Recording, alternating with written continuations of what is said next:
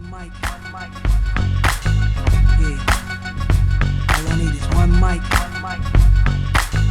Yeah. All I need is one mic.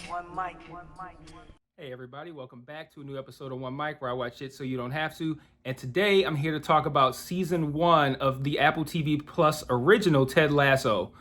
It's been a while since this came out. That Apple just announced yesterday, actually. Well, I don't know when yesterday is going to be compared to when I actually put this video out, but yesterday, as of this recording, that Ted Lasso season 2 is going to drop July 23rd. So I thought this was a good time for me to drop my thoughts on season 1 in advance of season 2. Let you guys know up front, season 2 will be week by week coverage here on One Mic. So I will be talking about every episode of Ted Lasso. I don't know if it drops all at one time. That might be a little bit different. I might just, watch a few episodes at a time and talk about those, or I might watch the whole thing and drop a season 2 review. I don't know, but there will be pretty big coverage on Ted Lasso for season 2 because I absolutely love this show.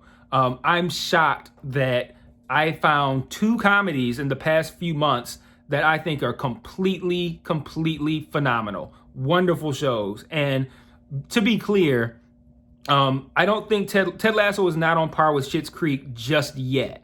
But for that season 1 to be pulling off a lot of the same beats that Schitt's Creek needed to get to like season 3 to be able to pull off is really good stuff. I think this show, and I wonder sometimes if my admiration for Ted Lasso and Schitt's Creek kind of comes from a place where the world itself is like very, very dark to me right now. And I don't want to get deep, right, like this, but like there's so many horrible things going on in the world right now.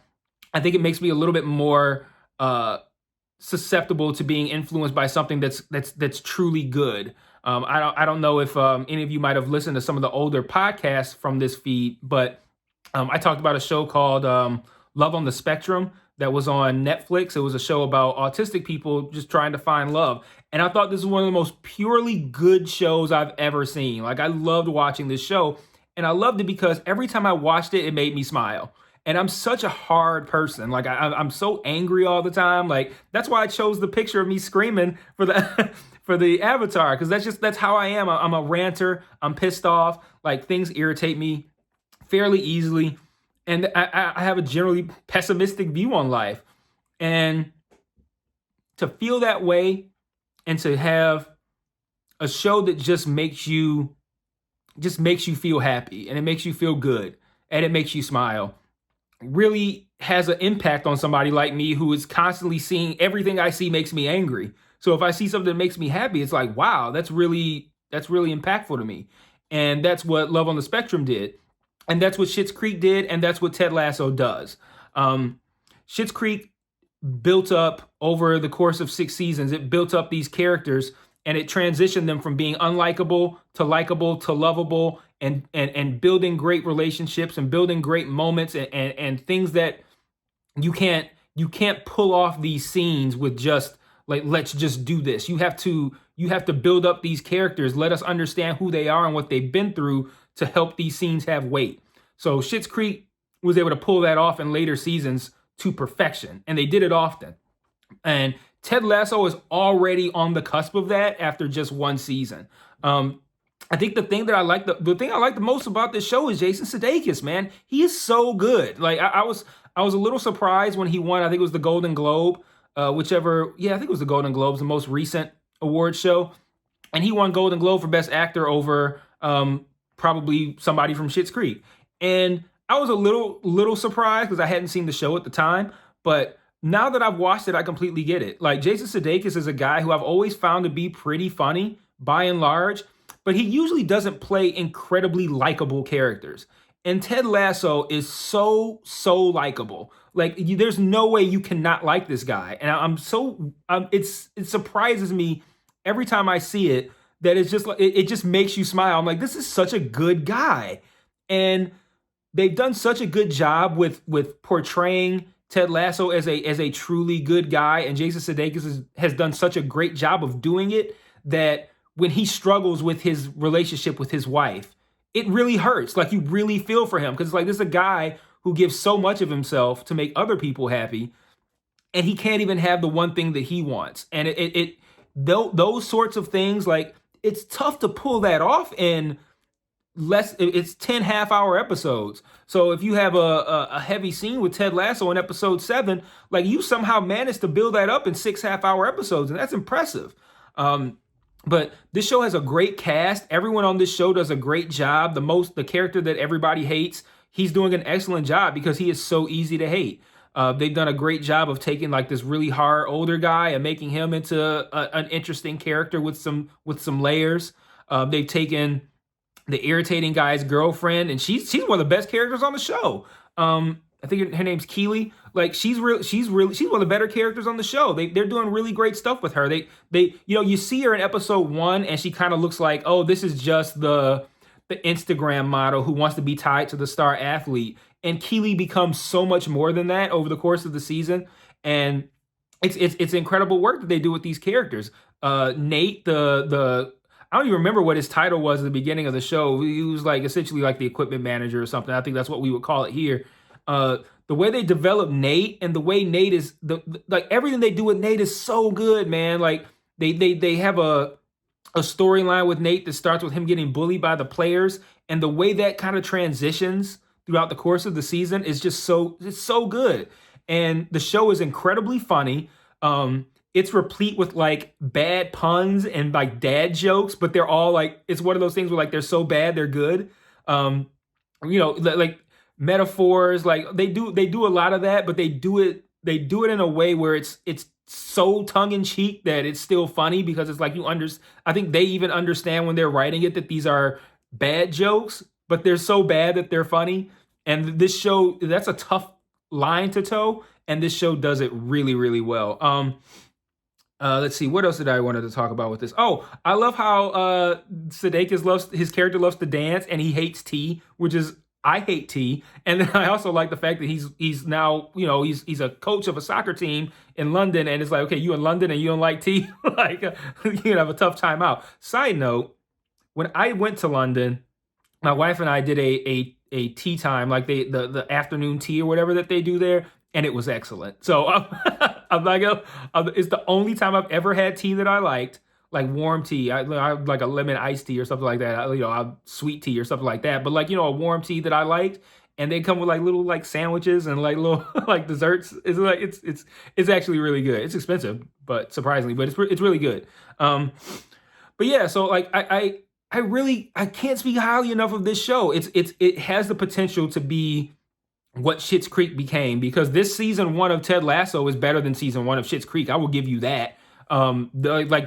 It pulled off a level of buy-in from me that I don't see how you're able to do that in 10 half-hour episodes. And I was bought in well in advance of the 10 episodes. Like, probably like 3-4 episodes in, I was like, I really like this show. So being able to pull me in like that quickly, and do some of the work that they did with, like, Keely, with Nate, with Roy. Like, they did a lot of great stuff with the characters. They did a lot of great stuff with her name escapes me right now, but the boss that's in charge, the owner of the team, the stuff that they did with her and her ex. Like, they did some really heartbreaking stuff. They did some really, like, some really great stuff, some stuff that's meant to make you smile. It's just a really heartfelt show that's real funny, and has really great character development and really great characters. They keep the cast fairly small. And it looks amazing. And when I say looks amazing, I don't mean like Avengers Infinity War amazing, but I mean, like, by comedy show standards, it looks really nice. Like, give you an example. I watched the first couple episodes of that. I think it's called Dad Stop Embarrassing Me, the Jamie Foxx comedy that hit Netflix. That looks like it was made on $5.50. Like, I don't understand how Jamie Foxx, like, I feel like Jamie Foxx should have a higher budgeted looking show. Like, it looks really cheaply done. Like, I don't know why. It looks like it's, like, got a 90s budget in 2021. I don't know why. But Ted Lasso, like, it looks like it has, like, I mean, it's one of the first Apple TV originals. So, I mean, I'm sure they're going to throw some money at it. But geez, like, it looks like, I don't know where this is filmed or whatever, but it looks like it's really filmed in London. Like, really nice neighborhoods that he walks through. The The colors look very lush, like all the greens from the soccer stadiums. Like they do a great job of making me feel like I am on the field in the middle of a soccer game that is full of fans who are going nuts. Like they do a great job filming this show. Like, I mean, it's really pretty. It's really pretty perfect so far. So I don't know where this show is ultimately going to land for me. Like, I feel like Schitt's Creek right now is probably like one of my favorite shows ever at this point, and definitely my favorite comedy.